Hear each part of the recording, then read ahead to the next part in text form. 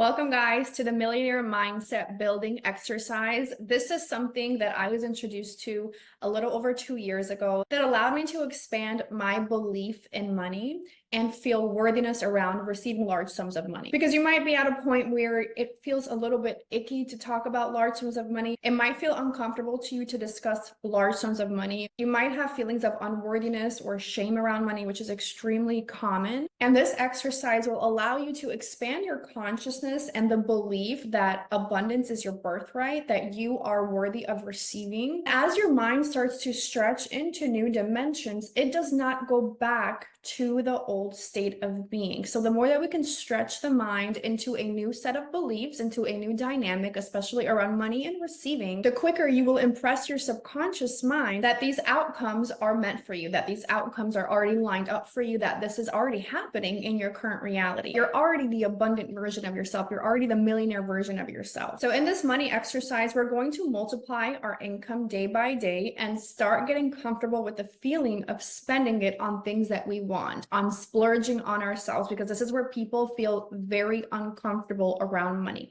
They don't feel worthy spending things on themselves. They don't feel like they're good enough to go out and buy a trip, buy a vacation, buy themselves a new pair of shoes, buy themselves nice things that other people might think is a waste of money, that other people might think is shallow, that you should feel ashamed for wanting nice things.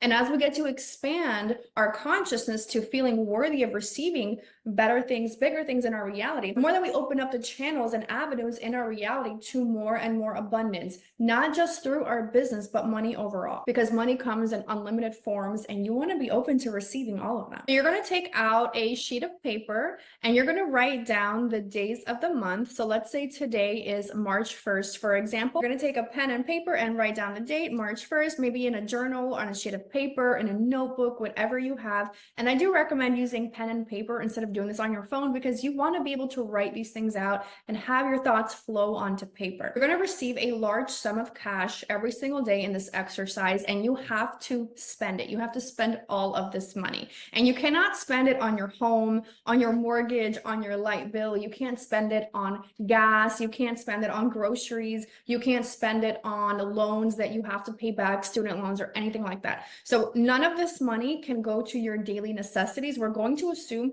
that your daily necessities are completely taken care of. And the money that you're about to receive in this exercise is just fun money. It's just for you to spend. If you're feeling uncomfortable with this process, it's okay. It's super normal. Allow those emotions to come up, feel them, and then release them. So if today is March 1st, you are receiving $10,000 today. So we're going to write down $10,000 on our piece of paper. And then I want you to write out on March 1st, or whatever day it is for you today, what you're spending that $10,000 on. Okay. So maybe you want to buy a new pair of shoes, a designer pair of shoes, $1,000, right? Write down the brand, the style of shoe that you want, whatever it is. Okay, great, $1,000. We still have 9 grand left to spend today. What are we spending on? Maybe you want to take a trip to, I don't know, Turks and Caicos, right? I'm going there for my birthday. That's why I'm bringing that one up. So maybe you want to take a trip to Turks and Caicos. Maybe that's going to cost you, I don't know, $5,000. Okay. So we just spent 6 grand today on fun stuff, things that feel good, but we still have another $4,000 to spend. So think of things that you want to spend on, maybe a nice piece of jewelry. Maybe you want some new furniture in your house. So write down the items that's going to add up to that $10,000 that specific day. Okay. Tally it up. It doesn't have to be super specific. Like, you don't have to go online and like research the exact cost of things. Just give it like a rough estimate to do this exercise, and make sure that by the end of the day, you've written down the things you would spend that $10,000 on. That is day 1. Day 2, we're going to double it. So day 2 would be, let's say it's March 2nd. So now the money is going to double. So day 1, you spent $10,000. Day 2, you get $20,000 to spend on top of the 10 that you've already spent.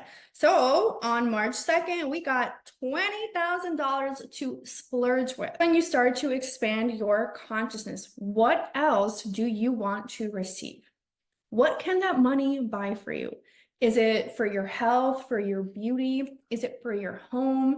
Is it luxury goods? Is it traveling? And you want to have fun with this and have it feel really, really good. And do not be ashamed of what you want to spend on. People feel so much shame for wanting nice things. But this exercise allows us to get rid of shame, allows us to get rid of unworthiness around spending, allows us to get rid of that negative, icky feeling around money. Because people have this stigma that rich people are bad people. Rich people just spend on useless things and they're awful people. And if we carry this mindset around, we have to realize that we are repelling money from our reality. Okay, so let's get comfortable spending on the things that we actually want so that we can open ourselves up to receiving these things, receiving these large amounts of money. So March 2nd, you just spent $20,000.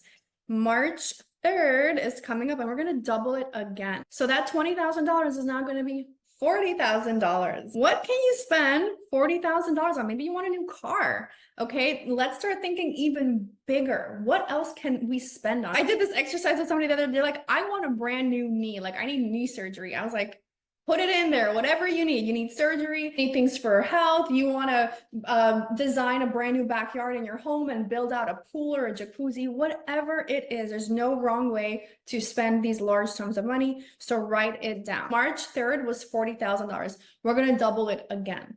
March 4th, we're going to be spending $80,000, okay? We keep doubling the amount. So what can you spend $80,000 on? Guys, this is when you want to start getting creative. Look up, just think of things that you've always looked at in your life. You're like, I want that, but I can't have it. I've always wanted this. I've always wanted to go there. I wanted to travel to Bora Bora. I wanted to buy that really nice car. I wanted that Range Rover. Whatever it is, write it down in your journal, and you're going to do this exercise every single day and keep doubling your money. So March 4th is $80,000. So March 5th is going to be $160,000 and you get to spend it all. Okay, you get to spend all this money and find new and exciting things that you want. So when you get to the end of the month and you see that you always have money being replenished, it feels really good to spend. It feels good to get creative on the things that you desire. You're going to start to feel so much more comfortable around money. You're going to feel so much more comfortable around spending. You're going to feel more blessed throughout your day because every time you look at something, you no longer say in your mind, I can't have that. You're going to say, I can have it.